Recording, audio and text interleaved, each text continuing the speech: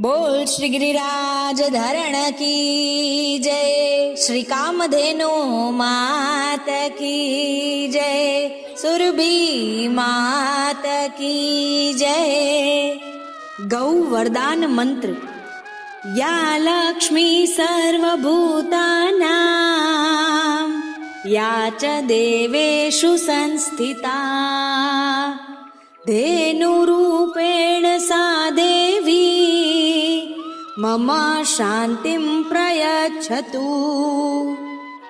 देहस्थाया च रुद्राणी शङ्करस्य सदा प्रिया, धेनुरूपेण सा देवी मम पापं व्यपोहतु।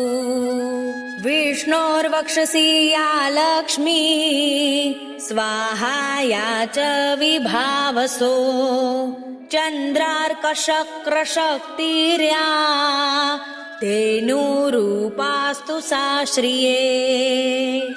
चतुर्मुखस्य या लक्ष्मीर्धनदस्य च, लक्ष्मीर्या लोकपालानां सा धेनुर्वरदास्तु मे। स्वधाया पितृमुख्यानां स्वाहा यज्ञभुजां च या, सर्वपापहरा धेनु तस्मात् शान्तिं प्रयच्छ मे। बोल श्री गिरिराज धरण की जय, श्री कामधेनु मात की जय, सुरभि मात की जय। गौ वरदान मंत्र।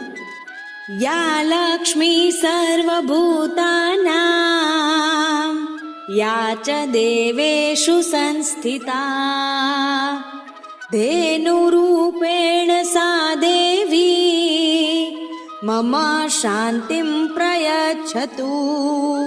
देहस्थाया च रुद्राणी शङ्करस्य सदा प्रिया, धेनुरूपेण सा देवी मम पापं व्यपोहतु।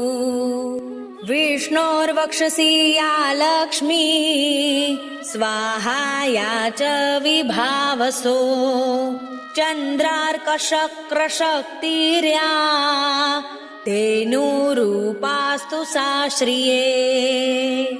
चतुर्मुखस्य या लक्ष्मीर्धनदस्य च, लक्ष्मीर्या लोकपालानां सा धेनुर्वरदास्तु मे।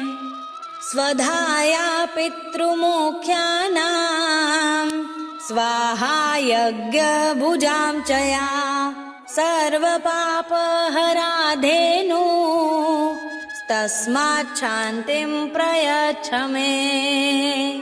बोल श्री गिरिराज धरण की जय, श्री कामधेनु मात की जय, सुरभि मात की जय।